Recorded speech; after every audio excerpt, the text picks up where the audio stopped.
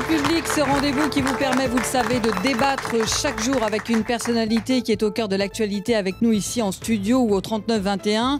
Aujourd'hui, face à vous, ça s'imposait, Monseigneur Potvin, le porte-parole de la Conférence des évêques de France. Alors que le pape vient de délivrer sa traditionnelle bénédiction Urbi et Orbi, place Saint-Pierre à Rome, soulignant la souffrance des chrétiens d'Orient en Irak et en Syrie, victimes de la persécution brutale. Le pape qui est apparu fatigué hier soir lors de la messe de Noël, témoignage peut-être de la résistance à laquelle il doit faire face en coulisses à Rome, face à sa volonté de réforme. Le pape de plus en plus populaire, 2 fois plus de fidèles à Rome pour son 2e Noël, de plus en plus détesté visiblement par les princes de l'Église en coulisses à Rome. Alors l'Église peut-elle et veut-elle surtout se réformer? Peut-elle évoluer aussi sur les grandes questions de société, la famille, les divorcés remariés, les homosexuels, l'euthanasie? Sur toutes ces questions, les auditeurs d'Europe 1 vous interpellent, Monseigneur Potvin. Vous avez 20 minutes pour vous expliquer. Bonjour Monseigneur Potvin. Bonjour et joyeux Noël.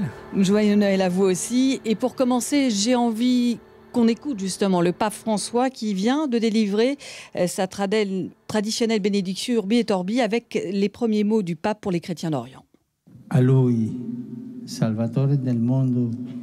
À lui, Sauveur du monde, je demande qu'il regarde nos frères et sœurs d'Irak et de Syrie, qui depuis trop longtemps souffrent des effets du conflit en cours, et avec eux qui appartiennent à d'autres groupes ethniques et religieux, subissent une persécution brutale.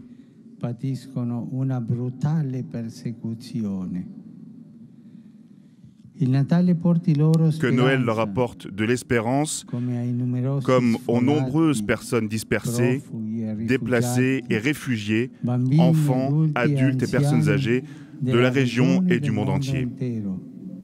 Que Noël leur apporte de l'espérance, dit le pape François. Monseigneur Potvin. C'est terrible. Et depuis des mois, on parle des chrétiens d'Orient, on alerte, on interpelle la communauté internationale, et puis c'est lent, c'est trop lent. Les minorités sont persécutées, pas que des minorités chrétiennes, d'ailleurs, les minorités, c'est pas qu'une question de chrétiens.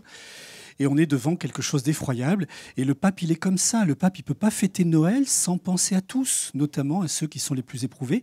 Il a d'ailleurs pas seulement fait ce discours Urbi et Orbi, il a téléphoné concrètement hier soir à Erbil auprès de chrétiens qui sont dans la précarité pour leur dire « je suis avec vous ». Son cœur est large comme ça, il a un cœur qui est aux dimensions du monde. Noël, c'est pour tous. Mais j'ai envie de dire, il ne faut pas les oublier, il ne faut pas seulement avoir une lueur de pensée pour eux aujourd'hui. Leur tragédie, elle est pour chaque jour. Ils sont dans quel sort? C'est quoi leur devenir? C'est le camp de réfugiés, c'est quoi? Le pape qui pense que sa place est là-bas d'ailleurs. C'est là qu'il veut aller. Il essaye, il le désire. Vous savez que durant son voyage en Turquie, il a déjà tenté, mais ce ne fut pas possible pour des raisons géopolitiques.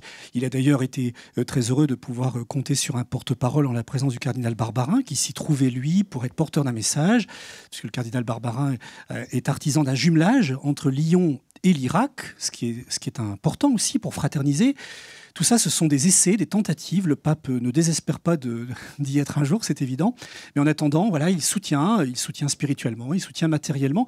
Et je pense qu'il faut qu'on se dise, quelles que soient nos convictions religieuses, philosophiques, là, il y a un enjeu énorme parce que c'est l'enjeu des protections des minorités.